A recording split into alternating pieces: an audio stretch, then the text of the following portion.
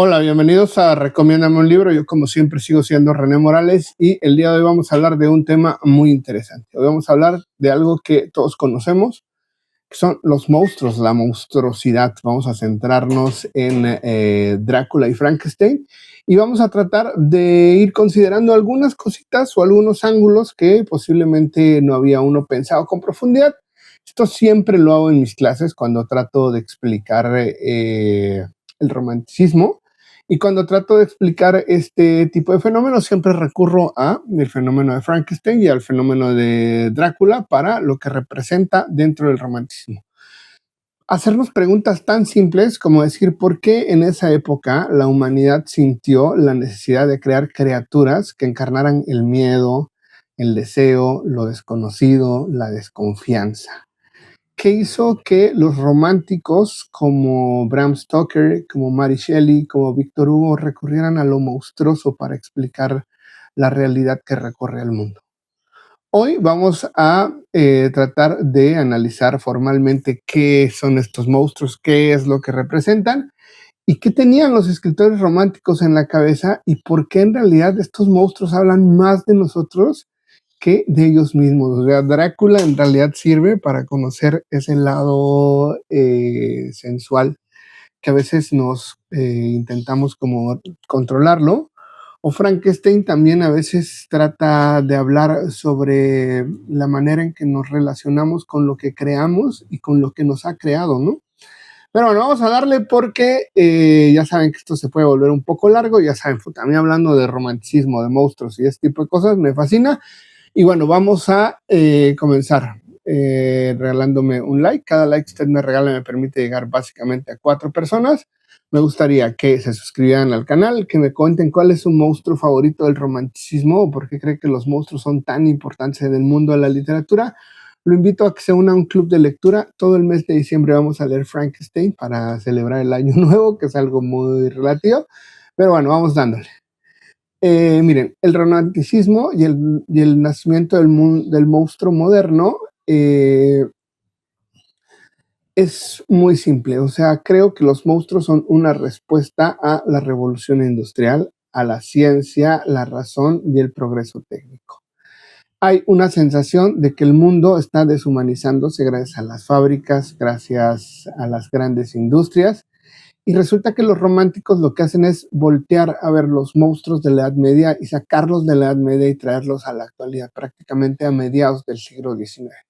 ¿Qué buscaban los románticos cuando trabajaban con monstruos? Pues buscaban lo irracional, lo sublime, lo oscuro, lo primitivo y lo que está fuera del control de la ciencia, ¿no? Porque al final uno se pone a pensar, bueno, la ciencia básicamente dirige todo y no, hay algo que aún no es alcanzable, algo que no se puede, digamos, gestionar o relacionar, ¿no? Y bueno, vamos ahora a comenzar con Frankenstein, esta novela que escribió Mary Shelley. Mary Shelley lo que intenta hacer es hacer que el monstruo sea un producto de la ciencia. Lo que representa dentro del texto es que Frankenstein es la primera novela de ciencia ficción o escrita, digamos, dentro de los primeros límites, esta manera en que la realidad de la ciencia se conjuga con la ficción de la narrativa.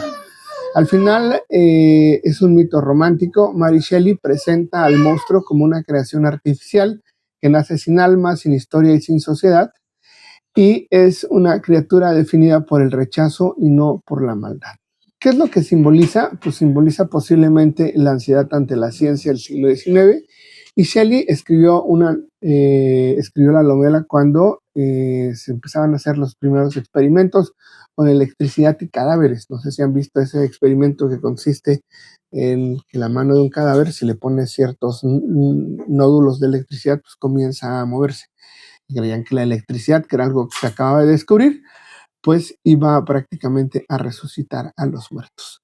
Y sí, también es un libro que habla sobre la disección de cuerpos públicamente y se discute si la pura materia tiene vida o al final esto que se llama el espíritu de lo monstruoso tiene un espacio en este mundo ligado a la modernidad. Preguntémonos, ¿qué pasa si la ciencia crea algo que no puede controlar moralmente? Y sí, al final Frankenstein es el miedo al hijo moderno. Frankenstein no es un padre, sino un ingeniero, y al mismo tiempo es un padre.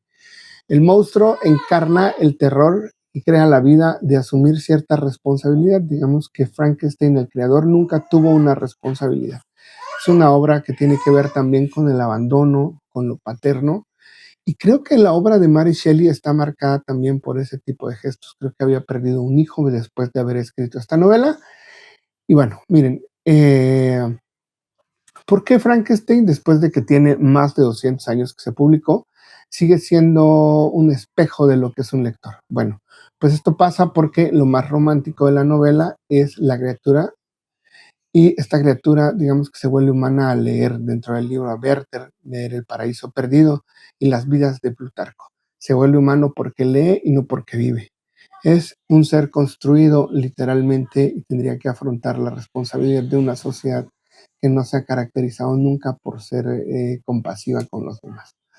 ¿Por qué es un monstruo romántico Frankenstein? Porque demuestra que el verdadero horror no está en la criatura, sino en nosotros mismos. El creador que huye de lo que creó y la irresponsabilidad de una persona, pues nos demuestra formalmente que Frankenstein es una obra que habla básicamente no del monstruo, que en realidad se habla muy poco de él, se habla más de lo monstruoso que es la sociedad. Y ahora vamos a hablar sobre Drácula, el monstruo como ansiedad social. Miren, ¿cómo funciona Drácula, digamos, dentro del texto?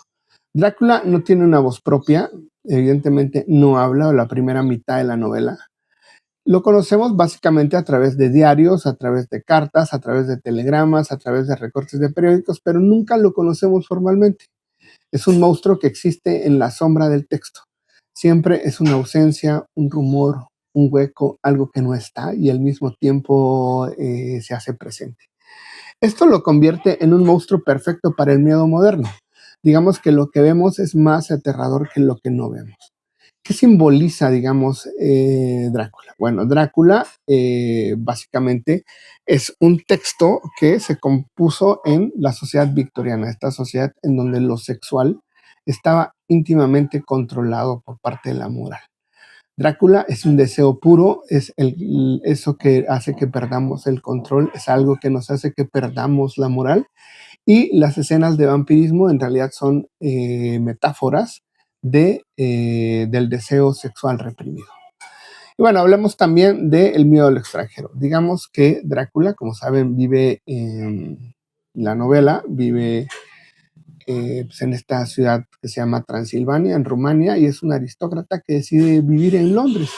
Esto que es la ciudad más poderosa del mundo, el símbolo del imperio, y lo que hace con su presencia es contaminar la pureza, ¿no? Él es el miedo de la cultura que viene de fuera. Todo lo que viene de fuera está mal, y al final también es una novela que nos permite reflexionar sobre el racismo de lo que es, de lo que viene de fuera, de lo desconocido, ¿no? De lo extraño, de lo que no se comporta como nos comportamos nosotros. Al final, una de las cosas más importantes de este fenómeno es que también Drácula representa una amenaza política.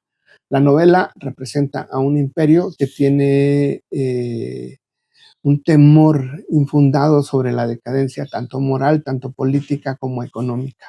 Y Drácula es la invasión perfecta, es, digamos, el contracolonialismo, es el extranjero que con sus maneras salvajes termina invadiendo al imperio.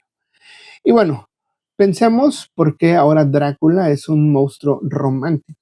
Aunque es una novela victoriana, digamos que Drácula hereda el espíritu romántico. Creo que lo verdaderamente importante es que es una obra sobrenatural, es una obra sobre lo fatal, es una obra sobre el deseo de reprimido y sobre lo sublime de lo nocturno y de lo que en el fondo llevamos todos, ¿no? Y bueno, ¿por qué los monstruos dominaron el romanticismo? Bueno, porque son metáforas del miedo moderno, son metáforas del miedo al progreso, a la ciencia, a la pérdida de control. ¿Por qué existen estos monstruos? Bueno, estos monstruos existen porque existen tabúes ligados a la sexualidad, al deseo, a la violencia y a la muerte. ¿Por qué los monstruos funcionan como un espejo? Bueno, Frankenstein refleja la responsabilidad científica y la relación con lo que creamos. Drácula representa el deseo y la ansiedad social. Y ambos muestran que cuando reprimimos partes de nosotros mismos, pues todo se dirige con un fatalismo hacia la destrucción. ¿Por qué son innovadores? Bueno, son innovadores, son increíbles. Yo recuerdo que este año vi una versión de Drácula y una versión de Frankenstein, a pesar de que son obras que, no sé, el caso de Drácula tiene más de 200 años y en el caso de Frankenstein, pues creo que ya también se acercará a los 150 años y siguen siendo muy vigentes. Son monstruos que critican la ciencia, son monstruos que critican a la sociedad, son monstruos que critican a la modernidad. El monstruo romántico es un monstruo psicológico y no solamente físico. Y bueno, como conclusión, me gustaría invitarlos a leer, como siempre lo hacemos en este canal. No son simples criaturas los monstruos, sino que son símbolos culturales de nosotros mismos. Herramientas para explorar las sombras de lo que es un ser humano. Frankenstein y Drácula siguen vivos. Hablan de nosotros, de lo que tenemos, de lo que tememos crear, de lo que tenemos por deseos escondidos, de lo que tememos recordar. Y bueno, quizás regresando a ellos, porque a veces necesitamos volver a nuestro lado monstruoso, nos demos cuenta de la verdad. Pero bueno, ahí está, una invitación formal a hablar sobre este tipo de cosas y me gustaría, como siempre, antes de despedirme, invitarles a que me regalen un like. Cada like que usted me regala me permite llegar básicamente a 4 personas, de verdad me sirve un montón. Me gustaría que me comentaran qué piensan sobre estos monstruos tan peculiares y me gustaría que se suscribieran al canal, me gustaría que me comentaran, como siempre. Hay un botoncito ahí que dice unirse, por si también quiere unirse a un club de lectura que tenemos todos los sábados. Y bueno, ahí está. Nos vemos en el próximo video. Y no se olvide que todos tenemos un lado monstruoso y malo. Bye.